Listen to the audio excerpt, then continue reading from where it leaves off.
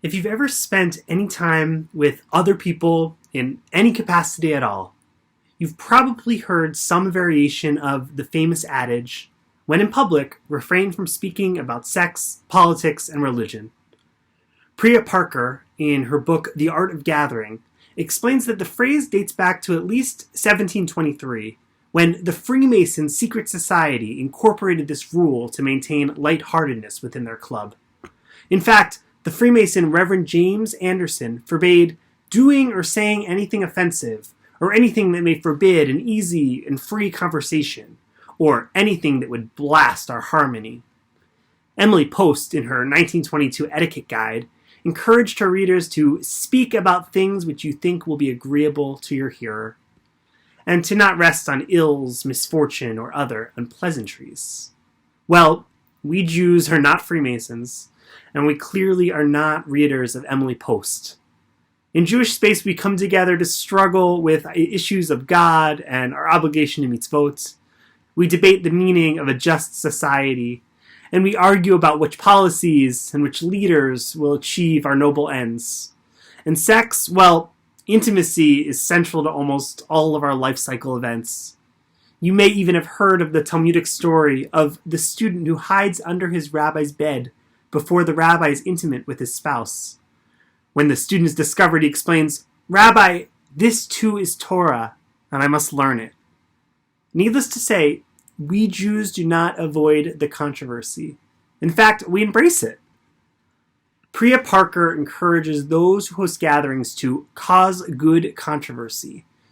She explains good controversy as a conversation that can hold some heat without burning up the flames. These are the conversations that allow us to get to that deep understanding of what we most value, even sometimes realizing that our deepest held beliefs are in tension, while leaving the conversation still able to stay in relationship with others. Parker knows that good controversy may be destabilizing at first, but leaves us with a gift that allows us to grow. Pirkei Avot explains the value of good controversy. It calls it machloket l'shem shamayim, a disagreement that will endure.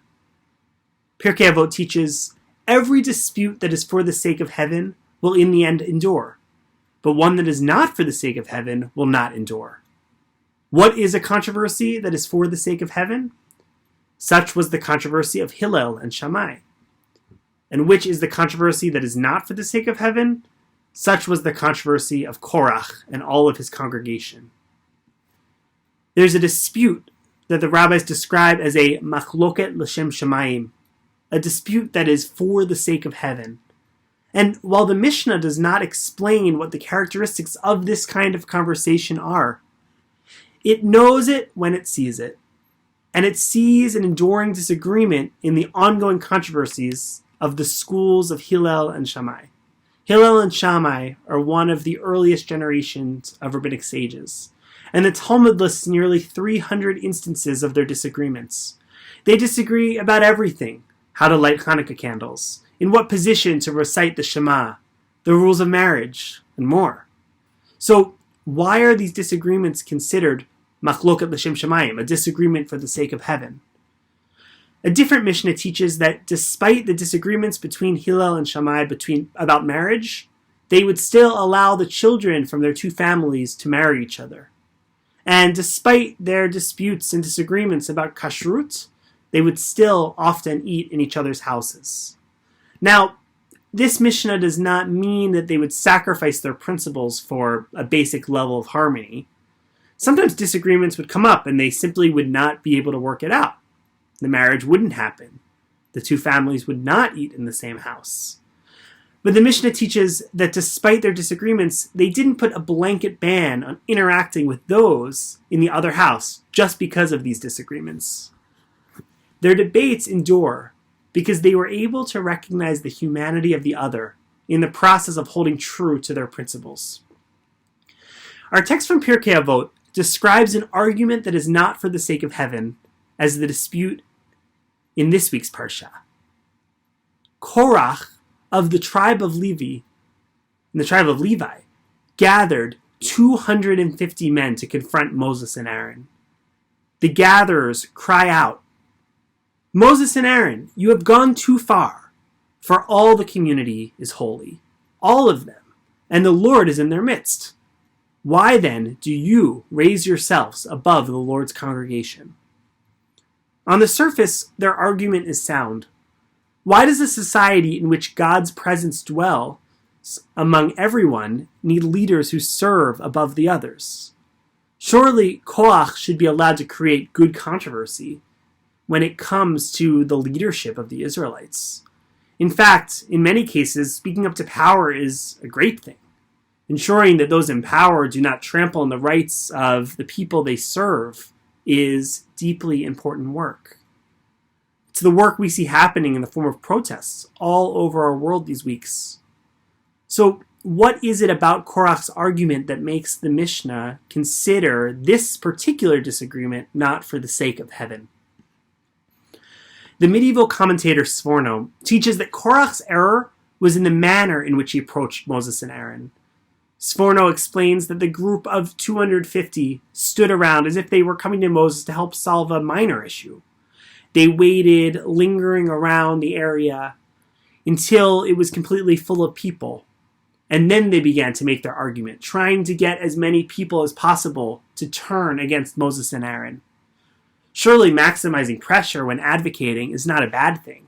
But perhaps Korach could have asked Moses and Aaron to engage in a conversation about the leadership structure before trying to turn the entire tribe against them.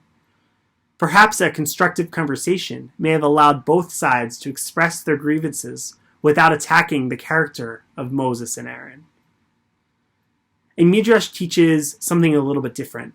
It teaches that Korach's sin was in the content of his argument, not just in his approach. In this Midrash, instead of explaining the disagreement about the leadership structure, Korach tries to attack the entire system of mitzvot that God has given to the Jewish people. The Midrash teaches, Korach quickly said to Moses, "In the case of a talit, in which all of it is blue, what is the rule about it being exempt from having a blue tassel?" Moses said to him, "Such a prayer shawl is required to have the tassels." Korach responded, "Would not a prayer shawl, which is all blue, exempt itself without that small blue tassel?" Korach makes an interesting point. A talit, according to rabbinic law, must have one of its fringes dyed with a special blue dye. Korach asks, if I had an entire shawl dyed blue, but none of the tiny fringes, why would that garment not be considered a kosher talit? I've used so much blue dye to get the entire talit blue. Korach's argument about the talit mirrors his argument about the community.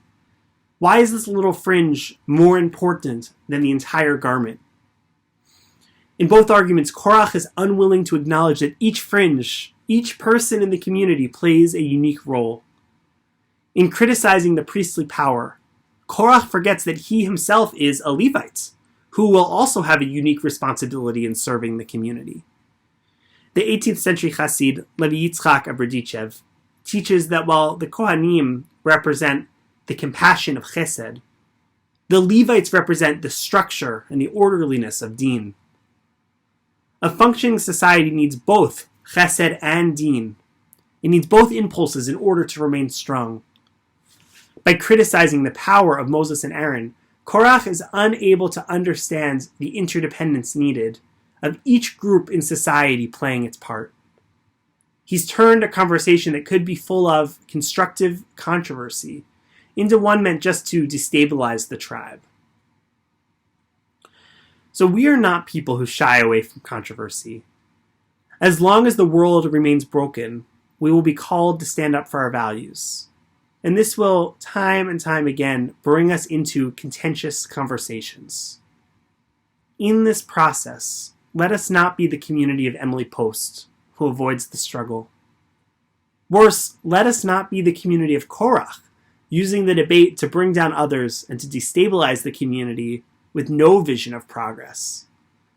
Instead, let us strive for good controversy, for machloket l'shem shamayim, to have disagreements that will endure because they are for the sake of heaven.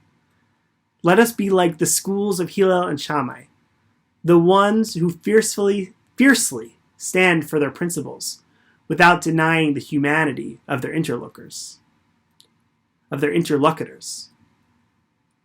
Doing this does not make our arguments fluffier or less forceful, weaker. Seeing each other's humanity allows our arguments to endure.